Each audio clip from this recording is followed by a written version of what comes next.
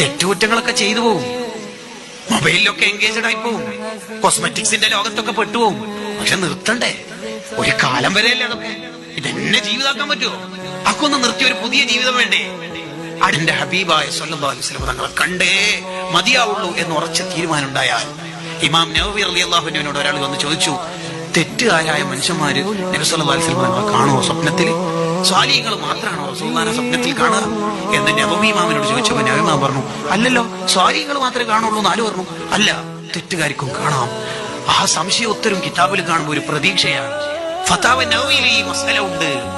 എത്ര ചെറുപ്പക്കാരികൾ, പരിചയമുള്ളവരും അല്ലാത്തവരും എത്ര പേര് കണ്ടു. നമുക്കും കാണണം കൂട്ടുകാരെ. എത്ര മനുഷ്യന്മാരെ തങ്ങളെ കണ്ട് നന്നായിട്ടുണ്ട്, എത്ര പേര് നന്നായിട്ട് തങ്ങളെ കണ്ടിട്ടുണ്ട്.